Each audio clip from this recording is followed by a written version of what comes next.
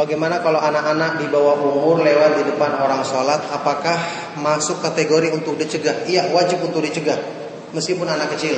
Nabi SAW mencontohkan meskipun hewan yang lewat kita berusaha mencegahnya. Cuman cara mencegahnya kalau kita sedang berdiri jangan kita tunduk, jangan kayak posisi ruku, karena itu bisa mengharuskan kita meruku pada waktu itu. Caranya kita maju, kalau perlu mepet sampai ke tembok atau tempat sutra kita biar anak itu atau binatang itu lewat di belakang kita. Ya, ini seperti keterangan Syekh Al-Albani rahimahullah taala dalam ada talkhis sifat salat Nabi ya. Jadi masalahnya kalau ada yang lewat di depan kita itu kita berdosa ya. Kita kalau tidak mencegah kita berdosa, dia berdosa, dan lebih daripada itu mengurangi pahala salat kita. Jadi yang dipertimbangkan bukan cuma orang itu berdosa, tapi juga pahala kita berkurang. Itu disebutkan dalam beberapa atharnya sahabat yang menunjukkan kalau ada yang lewat dan kita tidak berusaha mencegahnya, itu akan mengurangi pahala sholat kita.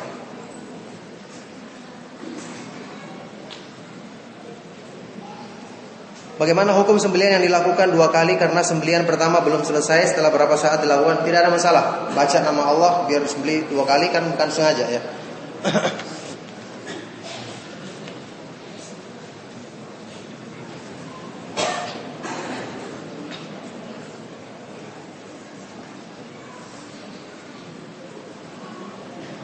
Ya, bukankah dilarang mentaati orang tua jika perintahnya bertentangan dengan perintah Allah? Ya jelas tidak boleh, karena Rasulullah SAW bersabda la ta'ata li ahadin fi ma'siyatillah, innama ta'atu fil ma'ruf.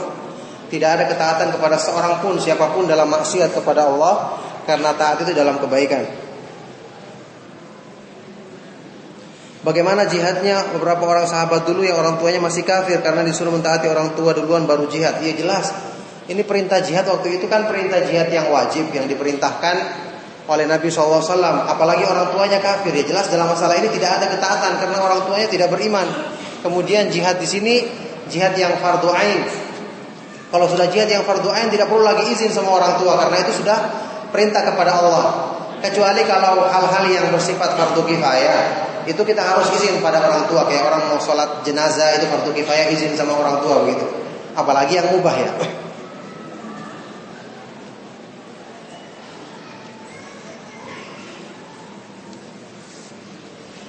Bagaimana ada bersendawa? Sendawa itu gelegan itu ya. Karena ada beberapa orang yang risih ketika mendengar suara sendawa yang besar. Yaitu tidak merupakan perkara yang asal nggak dibikin-bikin ya.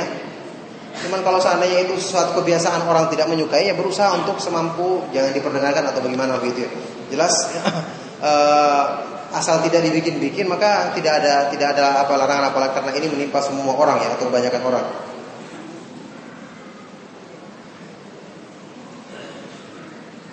Bagaimana hukum menisbatkan nama kepada Allah yang tidak sesuai dengan seperti Gusti Allah? Saya pernah bahas ini. Gusti Allah tidak benar penamaan seperti itu, karena Allah Subhanahu wa taala namanya itu maha indah, bukan cuma sekedar indah. Sedangkan kita tidak tahu kata-kata Gusti, jelas dia tidak bisa mewakili ya.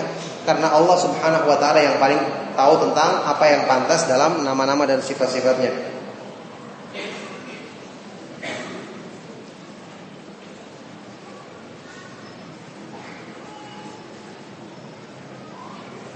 Bolehkah kita salat witir sebelum tidur, dan apakah salat witir itu penutup salat malam? Ya, ada hadis Nabi SAW, ij'alu akhir salatikum bil laili witran. Hadis Bukhari Muslim. Jadikanlah akhir salatmu di malam hari witir. Cuman perselisihan di kalangan para ulama, artinya apakah ini wajib menjadikannya harus terakhir atau keutamaan? Pendapat yang dikuatkan oleh Syekh Al-Albani rahimahullah taala adalah itu keutamaan, karena Nabi SAW pernah melakukan setelah witir salat lagi 2 rakaat. Maka ini menunjukkan keutamaan di akhir malam. Tapi kalau tidak, orang kerjakan di awal malam, dia sudah witir, sebagaimana Nabi SAW pernah menganjurkan beberapa orang sahabat ya, di antaranya Abu Dzar ya, untuk sebelum tidur witir dulu. Kalau orang seperti ini bangun lagi, maka dia boleh melaksanakan sholat lagi 2 rakaat dan tidak perlu berwitir lagi karena cukup witir yang pertama.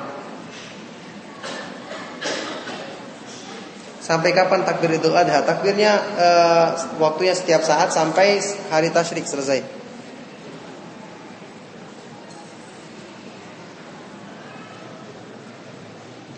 Bagaimana cara membaca takbir setelah salat fardu? Takbir yang benar tidak ada pembatasan waktu. Ibnu Taimiyah rahimahullah taala yang mengatakan takbir itu setelah salat fardu, cuman tidak ada dalilnya secara khusus yang membatasi setelah salat fardu. Maka kita baca setiap saat, setiap salat fardu. Sekarang kita baca atau waktu kita berjalan, ini tidak ada ketentuan waktunya.